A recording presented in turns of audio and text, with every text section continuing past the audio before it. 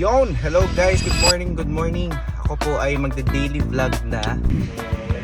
Ito yung dream team. Yan! Mas realistic sa ating mga Pinoy. Hindi naman natin pwede iwan yung responsibilidad natin kaagad. Sabi ni Congressman, pare, idol din kayo doon. Sabi niya, reach for the stars. Yan!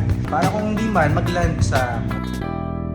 Yon! Hello guys! Good morning, good morning! Ako po ay magde-daily vlog na. Reason ba't ako magva-vlog? Kasi meron tayong dream. And siguro itong episode 1 na to, we will be talking about that. Kaya subaybayan nyo tong episode ito hanggang dulo para malaman nyo ano yung pinaka-dream. Pero bago yon, sunduin muna natin si Russell. Kasi mamamalengke kami sa NWAT. Let's go! So yun guys, palabas tayo ng bahay. Time check, 9:50. Si Boss Russ. Boss, hello. Hello po. Boss, pero bago tayo, mag-pray sana muna tayo. Ay, okay. Pray tayo. Let us bow down our heads and let us pray. Lord God, thank you for today. Lord God, thank you for the financial stuff. Ayun guys, so yun, habang nagde-drive siguro ako, explain natin kung bakit nga ba tayo nagvo-vlog. Kaya sabi ko, sa dulo nyo makikita ko ano yung pinaka-dream natin. Pero yung reason bakit tayo magvo-vlog, it's because of commitment. Na-explain ko kanina na in all reality talaga kasi ang hirap mangarap.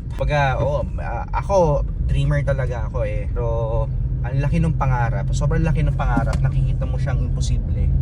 Nakikita mo siyang malabo. Dahil nga, everyday, nakikita natin yung reality natin. Nakikita ko yung reality ko na ang hirap nun. Kumbaga paano uumpisahan to.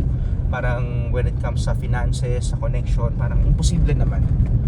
Pero itong gagawin natin is Cocommit tayo kasi ang feeling ko kasi pag wala akong ginagawa doon sa dream na yun, feeling ko namamatay siya o nakakalimutan ko yung dream na yun. So actually for the past few weeks o month na sobrang aligaga ako kasi nga gusto ko siyang gawin pero malabo siyang gawin agad-agad. So itong pag-vlog na to, daily vlog na to, it's my commitment, dream na yun. And itong ano na to, parang itong naisip na idea namin nila Boss Mac ng mga ng team. Para siyang 90% makikita niyo yung daily life ko. Tapos magbibigay ako ng 10% dun sa dream ko. Mag-e-effort ako, magbibigay ako ng time. Bibigay ako ng oras, effort dun sa dream na yon. So kasi malayo pa, mahaba pa eh. Ito ako ngayon, ito yung dream, malaki. Pero hindi ko naman pwedeng pabayaan yung ngayon. So makikita nyo doon yung magiging trabaho ko everyday. Anong ginagawa ko everyday. Kailangan ko naniniwala ako na kailangan ko maging faithful sa present time. Hindi ako pwedeng mawala sa present eh. Lalakatingin ako sa future. Siguro magandang balance ito. Ito yung sabi namin na finding the right balance. Na hindi mawala yung dream. At the same time, you're doing your best still doon sa ginagawa mo everyday. May mga napapanood kasi ako sa Instagram, sa Facebook na meron silang dream and then talagang all in sila 100% all in talagang. Siguro matagal na rin nila pinag-isipan pero iniwan talaga nila lahat. Nag-resign sila sa work nila. Mga iba binenta nila yung ganito, binenta nila yung ganyan para talaga makapag-start up ng dream nilang business. So ako, I won't be doing that. Gusto ko maging realistic. Tingin ko may mga makaka-relate doon sa ginawa nila at mabibilib doon sa ginawa nila. Pero etong vlog na to is gusto ko ipakita yung siguro yung mas realistic sa ating mga Pinoy na hindi naman natin pwede iwan yung responsibilidad natin kaagad eh. Diba? Oo, may mga pangarap tayo pero finding the right balance na hindi mamatay yung pangarap at kailangan maging fruitful pa rin tayo sa present time natin. So, yun yung dilemma, actually, yun yung problem, finding the right balance. So, tingin ko, yun yung solution dito.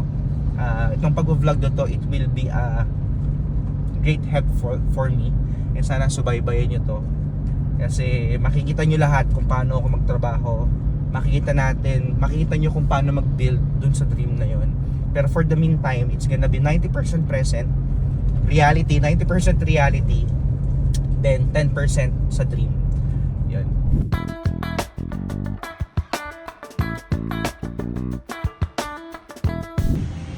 So yung guys, kasama ko na yung buong team na mag-start nitong dream na to. Ito yung dream team. Yan. Mag-hi naman kayo guys. Dream team. Ito, mahihayin tong isang kasama ko. Ayan, fiancé ko yun guys. Yan.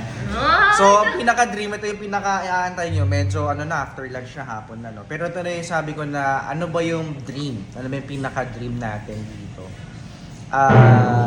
Magkakaroon tayo ng startup company na kung saan we are dreaming to produce a sales revenue worth 1 billion pesos. Yan. Hindi ko kayo nagkakamali sa naririnig ninyo. 1 billion po talaga. Mukha lang po kami mayabang pero kinakabahan kami na i-declare yon. Pero sabi nga ni Tito Mikey, di ba? Mangangarap ka na lang yung makatotohanan pa. Di ba mo? So, nangangarap lang kami na prayerfully, tatrabahuin naman yung 1 billion worth sales revenue. Sabi ni Congressman, pare, Idol Tim Kaiton, sabi niya, reach for the stars. Yan. Diba? Para kung hindi man mag-land sa moon, he took the chance. Manalo si Congressman. Yan. So we are also dreaming. We're dreaming na itong gagawin natin na bagong company, yun ang gagawin natin ngayon, ito yung 10%. Nagma-market research kami about it na syempre, dapat enough yung pag-aaral bago pumasok sa malaking negosyo. So, yun lang siguro for today. Mag-gym ako later, hindi ko na mapa-vlog yun. So, ito na lang po muna. See you again tomorrow. Natatawa si Pen. So, that's it. So, outro boss, outro. So, once again, my name is Nat and I'm sober. Let's go.